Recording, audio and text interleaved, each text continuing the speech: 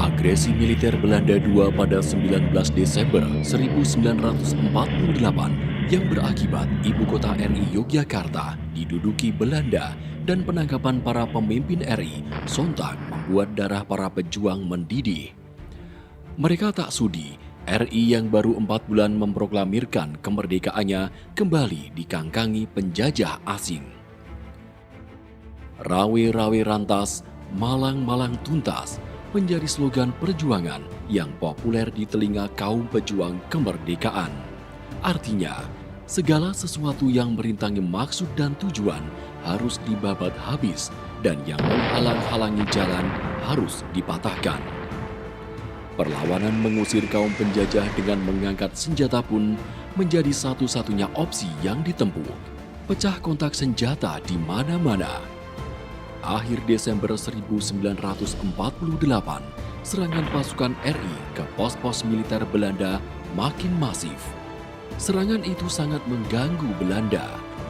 Tentara Belanda di bawah komando Letjen Simon Hendrik Spoor, Panglima Knil, Koninsklied Nederland Indisch Leger atau pasukan kerajaan Hindia Belanda pun balik menyerbu ke kampung-kampung yang diduga menjadi tempat persembunyian pejuang RI.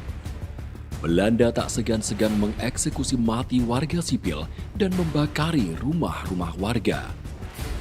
Mengutip penelitian, jumlah korban yang tertera di berbagai literatur dalam agresi militer Belanda II 1948, 46.000 orang pejuang dan rakyat Indonesia tercatat tewas meregang nyawa. Teramat besar pengorbanan para pejuang bangsa menegakkan kedaulatan bangsanya. Nyawa jadi taruhannya.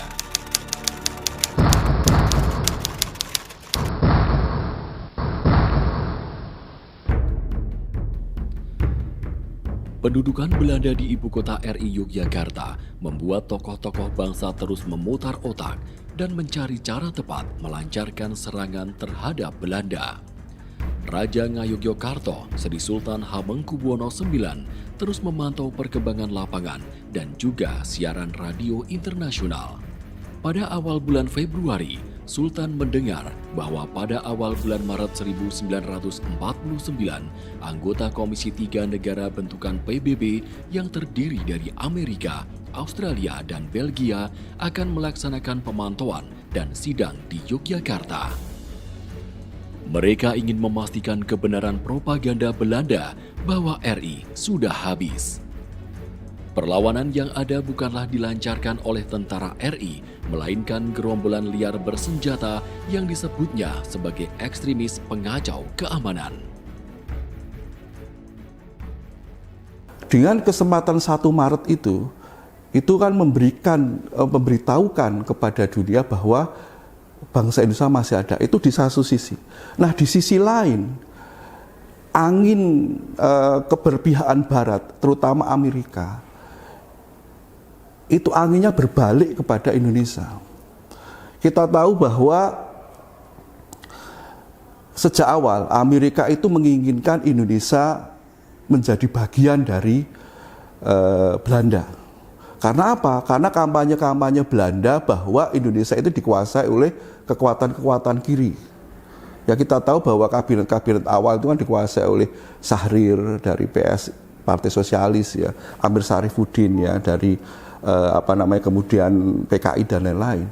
Tetapi justru sejak pemberontakan komunis 18 September 48, Amerika baru tahu bahwa pemerintahan Indonesia itu bukan pemerintahan komunis. Buktinya apa? Buktinya adalah Indonesia memberantas komunisme itu.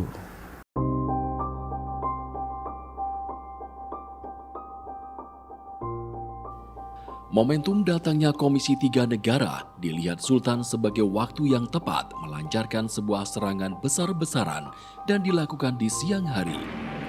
Sebagai bukti bahwa kekuatan pasukan RI masih ada. Sultan segera menjalin komunikasi dengan Panglima Besar Jenderal Sudirman yang tengah di medan gerilya.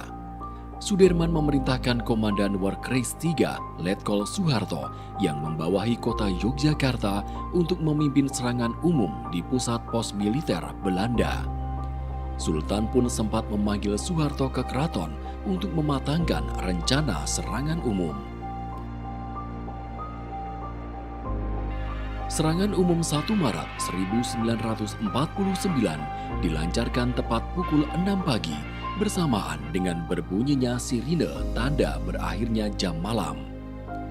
Ribuan pasukan RI yang sebagian sudah menyusup ke tengah kota serentak menyerang pos militer Belanda. Pihak Belanda kalang kabut. Mereka tak menduga bahwa ternyata kekuatan pasukan RI sangat besar. Serangan umum 1 Maret berhasil memukul mundur pasukan Belanda. Kota Yogyakarta diduduki pasukan RI selama 6 jam.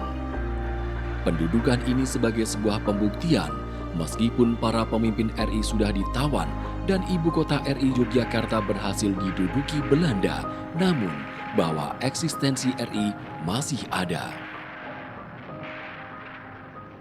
1 Maret 1949 ya, yang kita kenal dengan namanya serangan umum, itu adalah merupakan peristiwa yang sangat penting bagi penegakan kedaulatan bangsa Indonesia. Kita tahu bahwa kedaulatan itu sudah kita dapat sejak tanggal 17 Agustus 1945. Tetapi kedaulatan itu kemudian mendapatkan tantangan, ya, mendapatkan hambatan, di mana Belanda yang merasa bahwa wilayah Indonesia itu masih menjadi bagiannya, maka mereka ingin menguasai kembali, ya, lewat sekutu. Mereka membonceng dan kemudian berupaya untuk menguasai Indonesia, melakukan agresi militer, kemudian mengingkari perjanjian-perjanjian baik Linggarjati maupun Renville. Nah, inilah yang menjadikan kedaulatan bangsa Indonesia terkoyak. Kedaulatan bangsa Indonesia menjadi lemah. Nah, 1 Maret itu menjadi titik balik.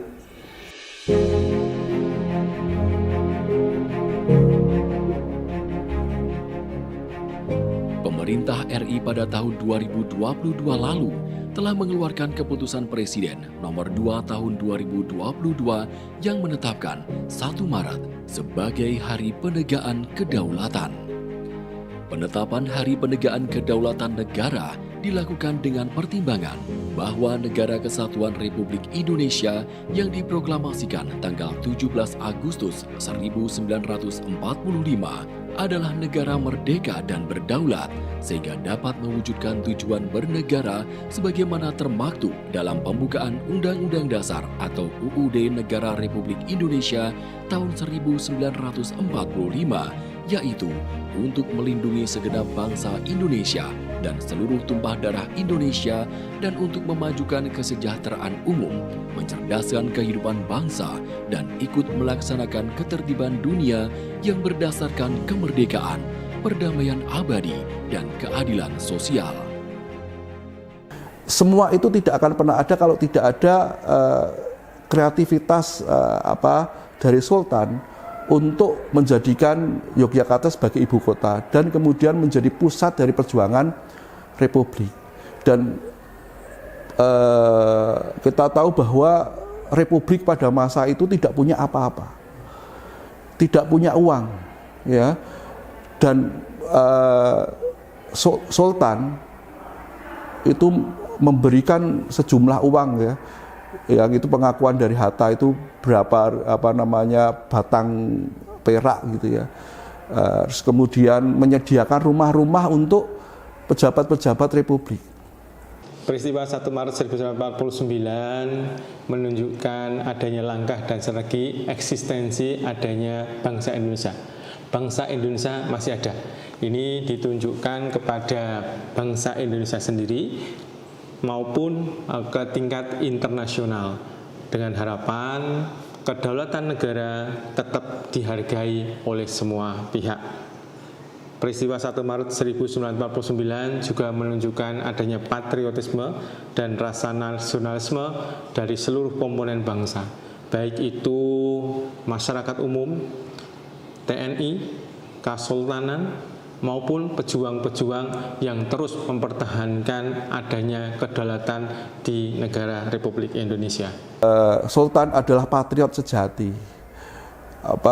Dengan bujuk rayu tidak mempan, bahkan dengan kekerasan tank-tank ya, pesawat-pesawat yang mengepung keraton itu tidak mampu merubah Sultan untuk berbalik mendukung Belanda. Sultan tetap menjadi republik.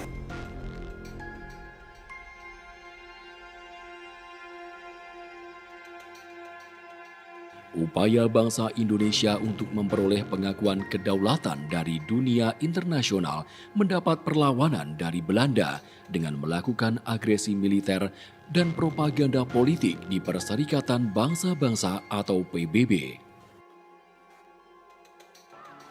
Bahwa peristiwa serangan umum 1 Maret 1949 yang digagas oleh Sri Sultan Hamengkubuwono IX dan diperintahkan oleh Panglima Besar Jenderal Sudirman serta disetujui dan digerakkan oleh Presiden Soekarno dan Wakil Presiden Muhammad Hatta dan didukung oleh Tentara Nasional Indonesia, Kepolisian Negara Republik Indonesia, Laskar-Laskar Perjuangan Rakyat, dan segenap komponen bangsa Indonesia lainnya merupakan bagian penting dalam sejarah perjuangan bangsa Indonesia yang mampu menegakkan kembali eksistensi dan kedaulatan negara Indonesia di dunia internasional, serta telah berhasil menyatukan kembali kesadaran dan semangat persatuan dan kesatuan bangsa Indonesia.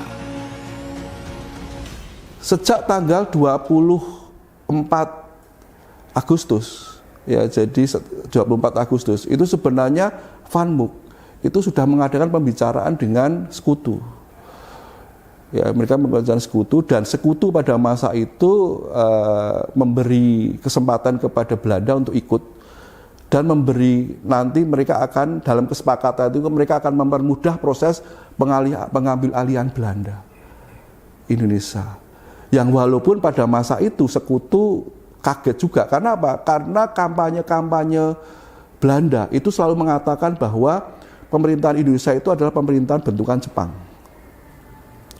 Ya, jadi ini tidak diterima oleh rakyat. Berbagai peristiwa sejarah yang melatar belakangi sangatlah pantas jika Yogyakarta memiliki banyak julukan. Salah satu hal terpenting saat ini adalah bagaimana menumbuhkan minat belajar generasi penerus di tengah gempuran modernisasi dan kemajuan teknologi untuk belajar dan memahami sejarah. Di lingkungan pendidikan, perlu didorong adanya inovasi termasuk gagasan pembuatan kurikulum lokal yang mengangkat sejarah keyogyakartaan sehingga pantas berbagai peristiwa sejarah kota Yogya tak sekedar untuk dikenang, namun bisa menjadi bahan kajian dan peringatan seluruh warga masyarakat. Pembelajaran sejarah di sekolah ini untuk zaman yang sekarang ini, era digital, era medsos, ini emang sebaiknya sedikit dikurangi yang sifatnya ceramah. Bisa nanti siswa ditugaskan untuk membuat satu proyek, apa itu film, apa itu video. Kemudian juga bisa siswa ditugaskan juga ke lapangan, survei ke situs-situs sejarah yang kemudian nanti ditampilkan di kelas untuk didiskusikan. Jadi dengan anak-anak melihat langsung situs sejarah, baik dengan tokoh maupun dengan situasi sejarah yang ada, anak bisa langsung lebih mengena, memahami daripada diterangkan oleh gurunya. Peristiwa 1 Maret 1949 yang sekarang ini merupakan hari penegakan kedaulatan negara yang ditetapkan dengan Perpres nomor 2 tahun 2022 sebagaimana hari besar lainnya harapannya dapat diperingati oleh semua warga di Indonesia, khususnya warga daerah Istimewa Yogyakarta. Julukan Yogyakarta untuk masa itu banyak sekali.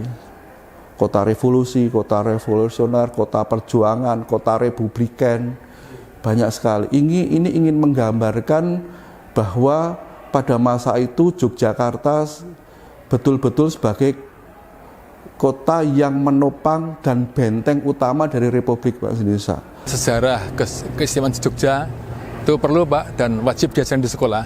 Karena memang sejarah itu satu pelajaran yang di semua sekolah kan ada, semua jenjang ada, SD, SMP, SMA, SMK, dan sebagainya. Apalagi Jogja ini sangat berperan di dalam sejarah Republik Indonesia ini. Maka generasi muda, bangsa Indonesia, WNI wajib mengetahui seperti itu. Saya berharap bahwa warga daerah Yogyakarta dapat berbangga dan menjadikan 1 Maret menjadi suatu hari yang sangat penting bagi daerah istimewa Yogyakarta khususnya dan tentu saja umumnya untuk warga Indonesia.